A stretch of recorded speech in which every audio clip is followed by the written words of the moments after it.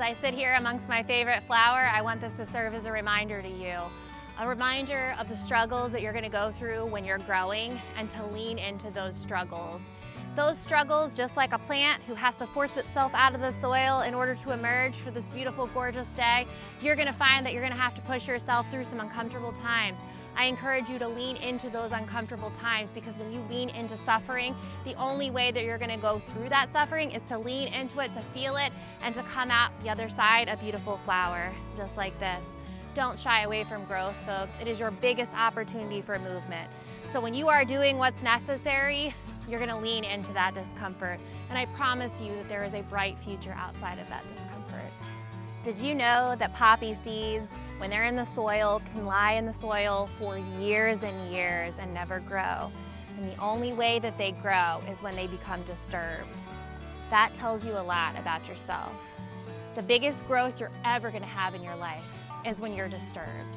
It's going to be through the trauma. Start with doing what's necessary. That is the first checkbox in moving through grief. And then second, you start to do what's possible. Once you do those necessary things just to get you moving in life, just to get your first foot in front and the next foot in front, you start to do what's possible. And then suddenly you're doing the impossible. Those three check boxes have literally been what I've used as positive affirmations to get me through one of the most challenging times in my life. I want to make sure you watch the stories that you tell yourself. You watch the reel that you play in your mind. What are you telling yourself on a day-to-day basis? That's your thinking brain. For me, it was, I'm only going to be happy if I have a blank. I've focused on this blank for about 20 years, and that is a man. I am, for the first time in my life, single, and I'm working on myself. What is the thing that you think would be making you happy? Sad to say, if that thing is external to yourself, it is not going to make you happy. I know it sounds cliche, folks, but the secret to happiness lies within yourself. If only you had yourself, you'd be happy.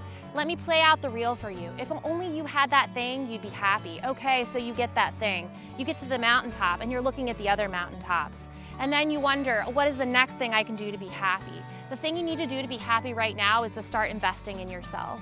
What does that look like? Well, first and foremost, you need to get in touch with yourself. Start with deep breathing. Look at the involuntary mechanisms that make you a human. Dial into those so you can really dial into this very moment. Getting in touch will help you to lower that resting heart rate and help you to start feeling what is going on inside of you. Your body has all of the answers. And suddenly, just like poppies have emerged from old dusty soil that's been disturbed, your disturbance is going to be your biggest motivation for change.